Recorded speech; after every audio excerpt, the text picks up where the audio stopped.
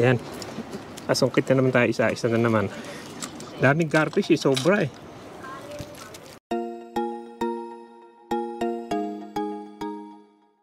Magandang hapon sa inyo. Hapon pa lang pero madilim na eh. Dumaan ako dito sa Caus Jetty at titingin tayo kung kukuha tayo ng Tommy Wrap kung meron. Yan ah. Ang pakay ko lang taga Tommy Wrap lang. Subukan natin kung meron. Galing ako sa Rilac, ako naman ako ng mga mackerel. Pero dito titingnan natin kung makakuha tayo ng Tommy Wrap lang talaga ang ko. Ang sadya ko rito.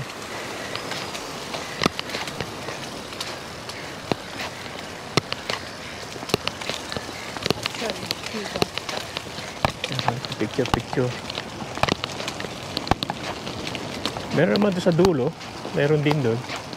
Pero marami rin dito. Low tide na eh.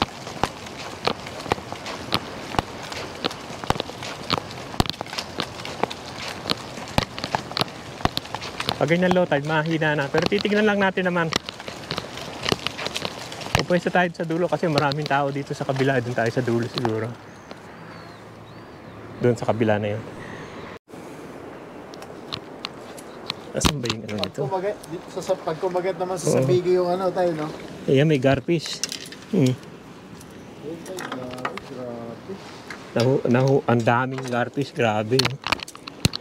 Yan yung garfish, ang dami. Oo, nakikita yun, dami. Magsungkit pa tayo. Sungkitin na lang natin. Pero yan eh, inaano nila, sinasalo. Oo nga eh. Ng mga Pilipino. Bukas yung magdadala ako ng net. Magdadala ako ng net tayo bukas. Yan, nakasungkit na naman ako na isa. Sungkit ko. Yan. Nasungkit na naman tayo isa-isa na naman. Daming garfish sobra eh. Nusungkit na lang. Lalaki pa.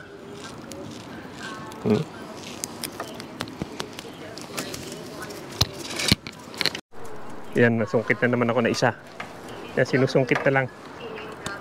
Yung garfish. Yung sa buntot lang tinamaan eh.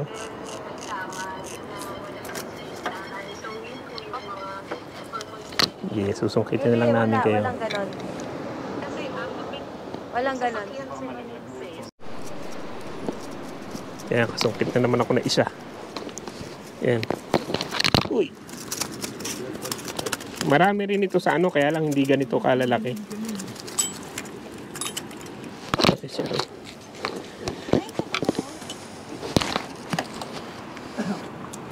Uy, kala ko.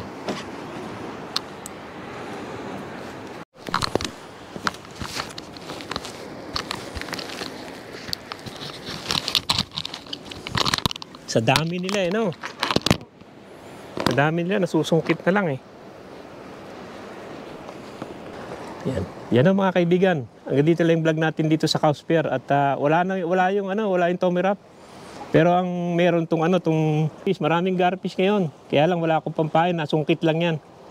Ito yung mga kasama natin yan. Teka, para makita kayo. Madilim eh. Yan. Mga taga Maynila sila. Yan. Nakasungkit din sila na isa, ako 4. Yan siguro. Hanggang dito lang at maraming salamat sa panonood. Sana huwag kayong magsahang manood sa pinakikita ko sa inyo. Yan o. Uwi na tayo at magliligpit pa. Uwi na rin sila. Magandang umaga sa inyong lahat. Sa ngayon eh, pakikita ko sa inyo itong pag-rig sa garfish. Kasi kagabi nagpunta ako ng Caus. Ang daming garfish. Wala naman yung uhulihin kong Tommy Wrap. Ay pakikita ko sa inyo yung pag-rig ng garfish. Ito pala yung ginamit ko nung yung Hayabusa din to. Number 10 lang. Dito sa sa BCF. Nabibili naman sa BCF na. Meron din kaya lang hindi malalaki. Hanggang number 10 lang. Okay naman din to. Yung Hayabusa na yan.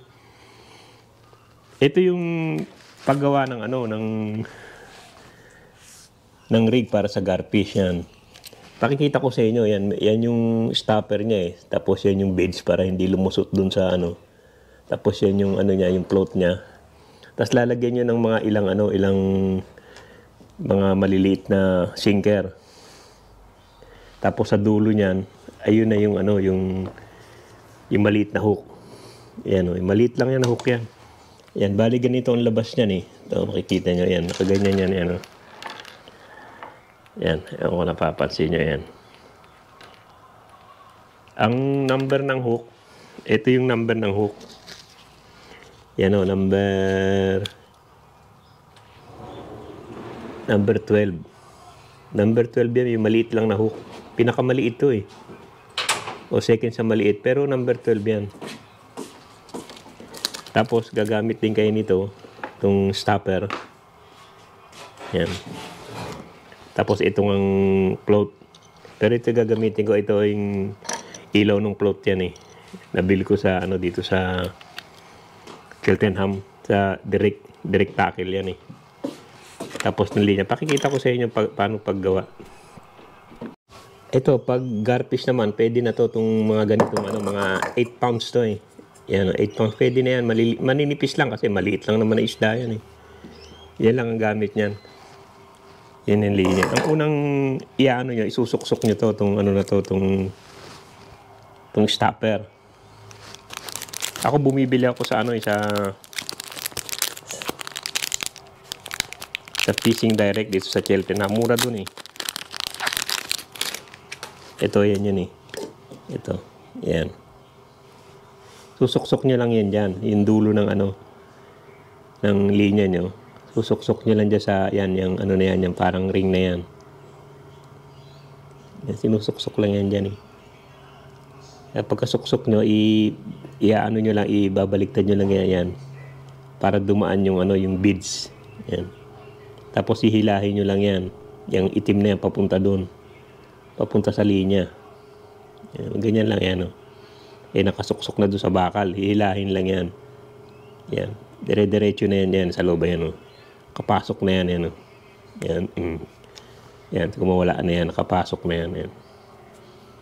Yan. Ayan na yung beads. Tapos yan susunod. Pagka naandyan na yung beads, lalagyan nyo naman itong ano. Kahit na naman hindi masyadong ito, medyo malaki lang, lalagyan nyo ng beads para hindi tumagos yung ano, yung float nyo. Kasi ang maliit lang yung beads niya na yan. Oh. Lagyan nyo ng beads. Yan. Yan na yung beads niya. Saka nyo ilalagay itong ano nyo. Ito. Itong float. May ring naman yan. Yan. Saka nyo ilalagay yung float. Yeah. Liit kasi eh. Yan, pag nalagay na yung float, yan na yan yun. Yan na. Yan ang labas niyan, yan. Yan na siya, yan. Ayan na yung float, yan na. Yan na siya. Tapos lalagyan nyo na ng ano, ng hook. Ito yung hook yan. Number 12 nga, yung maliit. Yan, 12. Mura lang naman to. Dami naman to. Pag bumili ka, 40 yata. Alam mo na ito, maliliit to. Kasi maliit lang ang ano, maliit lang ang bibig ng ano, ng garfish. Daming garfish talaga dun sa ano, sa Caus kagabi. Yan, ano nyo lang to, itatali nyo lang. Kung paano kayo magtali ako ipakita ko sa inyo yung tali ko eh. Hindi naman kailangan dito dahil maliliit lang na isda to. Yan. Ako ganito ako magtali. Hirap pag maliliit eh. Wala na yata. Teka. Wala na. Laglag na yata. Kuha ulit tayo. Yan, pag nasuot nyo na, dahil maliit to eh. Ako ganito ako, iniikot ko eh. Yan. Yan. Yan o. Tapos susuot nyo dyan sa butas na yan. 4 na beses lang pwede na. 1. Mapili lang to dahil maliit eh. 2.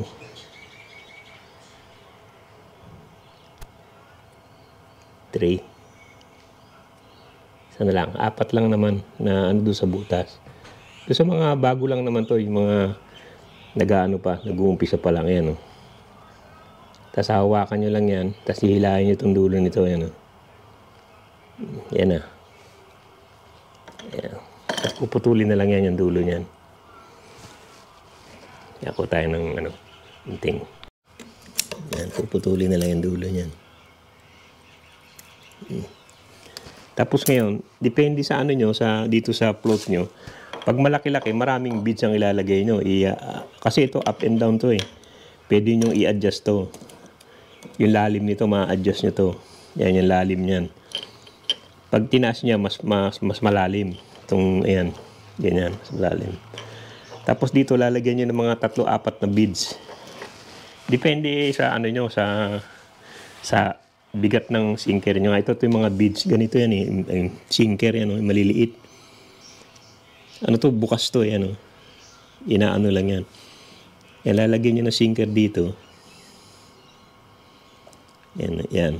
Mga ganyan lang kalayo, pwede na siguro mga 3 inches lang pwede na eh. Mga 3 inches pwede na eh.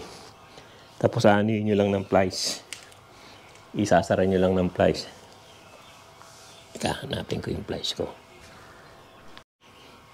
Yan, pag dito na, tulad nga yan, ilalagay nyo lang sa linya to eh.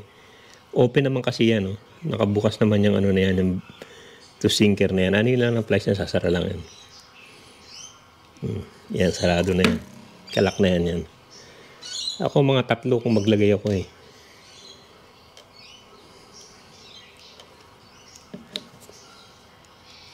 Yan, basta't lang naman, naman yan, nakabukas naman yan. Sasara nyo lang yan. Mga 3 kasi mabigat tong tong sinker ko eh. Tong float ko, malaki. Yan, mga 3 pwede na. Yan, ganyan na ilabas niyan. Yan na. Ito na ilabas niyan.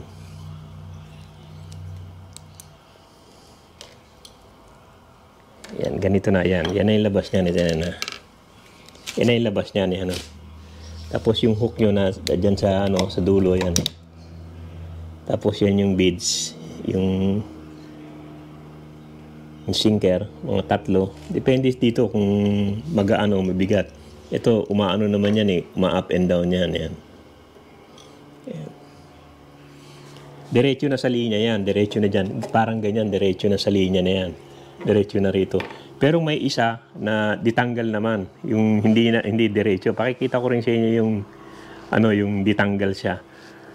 Yung hindi siya nakapirmis. Yan sa ditanggal naman. Yan din ng halos ganyan din. Yan yung beach niya. Yan yung natin, linya natin. Kung gagawa kayo, ganun din ang gawa. Kaya lang ito, ang gagawin nyo, yan yung, ito yung ginawa natin, yan. Lalagyan nyo lang to ng putulin ko dito. Yan. Yan din yun, ito rin yun. Yan o. Kung gusto nyo ditanggal, tapos lalagyan nyo lang ng swivel. Kaya maliliit lang dahil para hindi mabigat. Yan o. Nilalagyan lang nito, ito, yan. Lalagyan nyo lang nitong swivel na ganito. Ayan. Tapos taliin nyo lang. Paano kayo magtali? Hindi naman masyadong to. Maliit lang na isda. 1, 2, 3. Ako dito na ako nasanay kaya 4. Sana kayo sanay yan. Ilaan mo lang. Tapos sila doon. Yan na.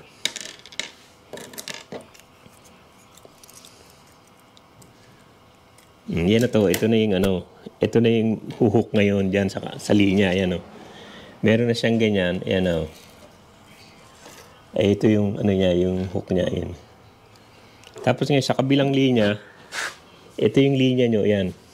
Ganun din, maglalagay kayo ng ganyan. Saka nitong stopper. Pero itong dulo naman ito, ay taas ko. Itong dulo naman ito naman na ilalagay nyo. Ito naman nalalagay nyo, itong klaseng swivel na to, yan. Yan, yung klase naman na yan. Ganda, tataliin nyo rin.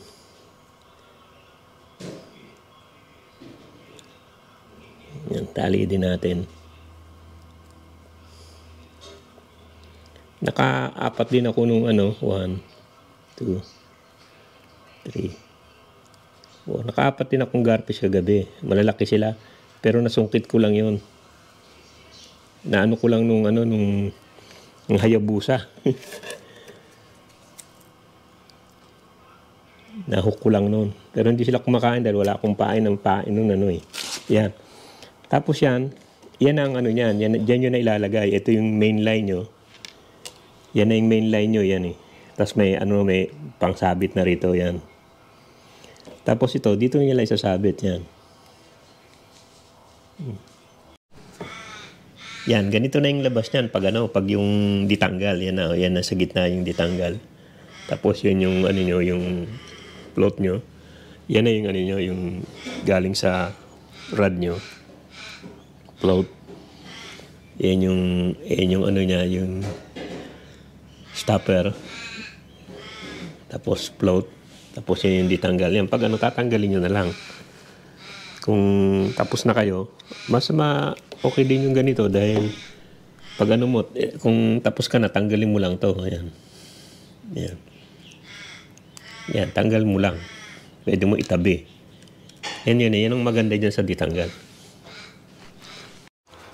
Ayan, ito yung pain sa sa garfish. Ito ginagamit namin yung silverfish na yan. Pero yung maliliit lang, hindi yung malalaki. May size to Yan, 3.5 lang ang size niya yan. Yan, 3.5. Yan ang ginagamit namin. Ito talaga ang gusto ng ng garfish. Itong silverfish. Pero pwede nyo rin iluto. Din to? Pwede nyo gawing okoy. Sarap din to. Yan, silverfish yan. Ayan iduduktong ko lang to dun sa video natin kagabi at medyo maiksi at dinuktong ko lang to. Saka yung sa mga baguhan na hindi pa nakakapag-rig dito sa garfish, saka yung pain. Pinakita ko lang Yan sige maraming salamat sa panonood. Thank you.